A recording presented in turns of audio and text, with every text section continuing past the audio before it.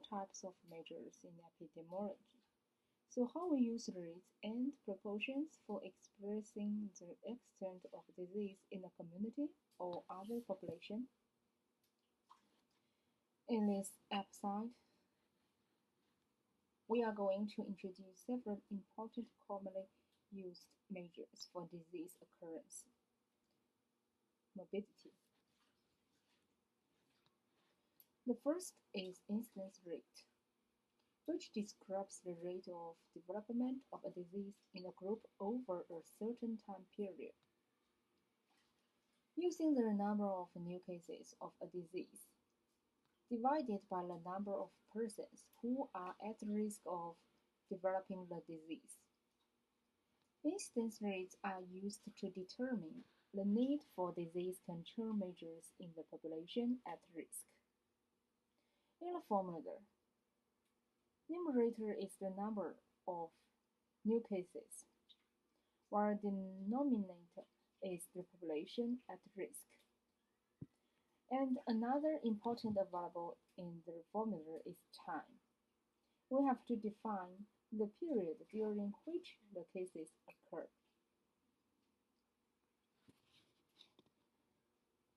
Definition of new case. Let's take a look at the graph below. At the baseline, on January 1st, we followed those who do not have the disease at baseline. Then at the end of the year, December 31st, part of the population developed the disease, so this called it the new case. Since incidence rate uses the frequency of new cases in the numerator, which means that individuals who have a history of the disease are not included. Another issue about new case is to define the date of disease occurrence. For infectious disease, usually we use the date of symptom onset. For non-infectious disease, diagnostic data is used if disease onset date is unclear. The denominator is the population at risk, which include two kinds of individuals. These are those who have already developed the disease of interest, or those who are not capable of developing the disease.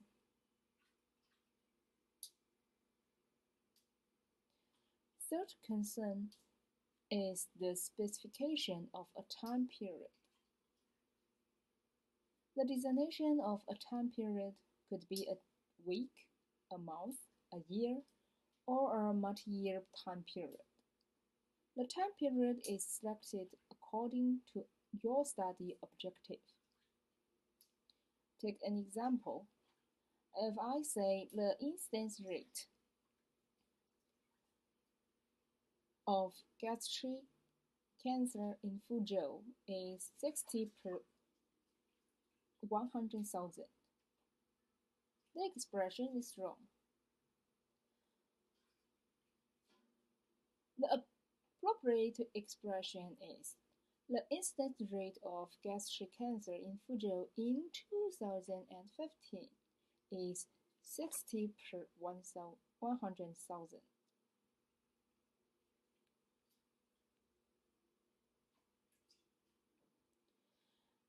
As for population at risk, in common practice, for most diseases, especially chronic diseases, the average population number is used as the denominator instead of the exact population at risk, but not for some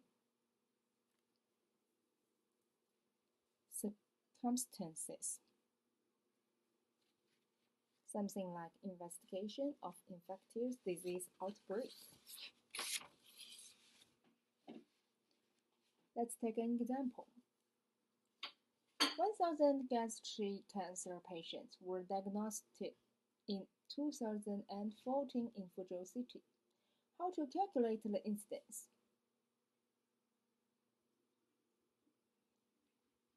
First, to obtain the average population number of Fuzhou in 2014, which is 7,314,000, 7,340,000, and the incidence rate is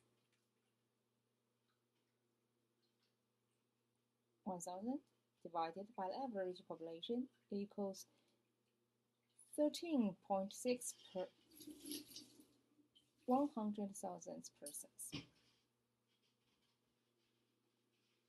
Another important issue regarding the denominator is the issue of following time. Incidence measures can use two types of denominators. The first type, people at risk who are observed throughout a defined time period. The second type, when all people are not observed for the full time period, we use person time, or units of time when each person is observed instead of number of people. Assuming that all of the individuals in the group represented by the denominator have been followed up for the entire period, like data shown in this table, the incidence rate here is called cumulative incidence. When all people are not observed for the full time period, that is, different individuals are observed for different lengths of time, we calculate an incidence rate, also called an incidence density, in which the denominator consists of the sum of the units of time that each individual was at risk and was observed. The sum of the units of time is called person time, and is often expressed in terms of person masses or person years of observation. Next, we are going to show you how to calculate person time. Let's assume we have a 5-year study and 5 people have been observed for the entire period as shown in the graph below.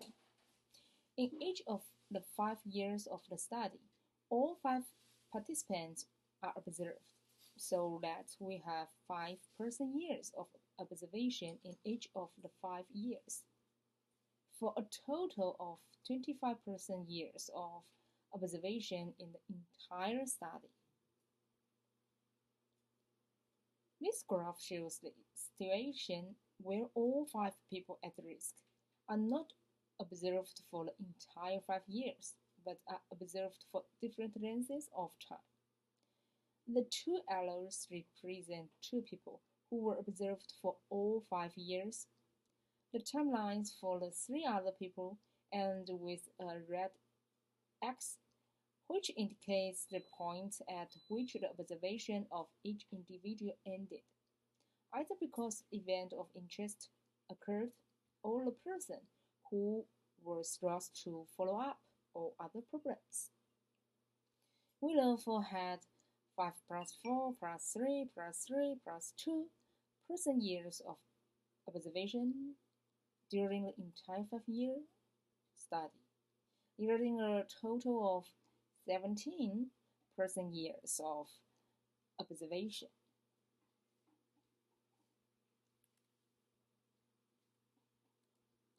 So when all people are not observed for the full time period, the formula of incidence density would be as following. The numerator is the same, but the denominator is the total person time observed.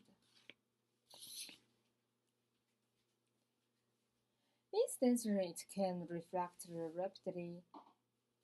rapidity of disease occurrence and used in the surveillance of epidemic trend of diseases. In this graph, The solid line represents incidence rate of the disease from 1971 to 2011. The incidence rate of male decreased with time, while the incidence rate of female increased in the past 40 years. Incidence rate is also very useful in causal inference.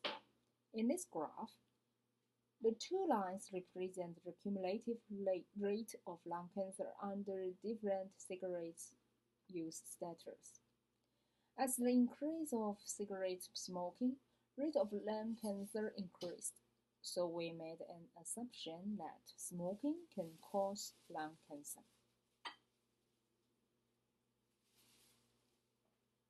Incidence rate can be used to evaluate the effect of intervention.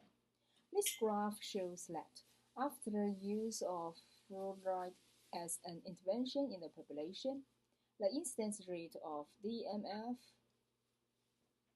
decayed, missing, and filled teeth decreased, which indicate that the intervention is effective. Thank you, everyone. See you.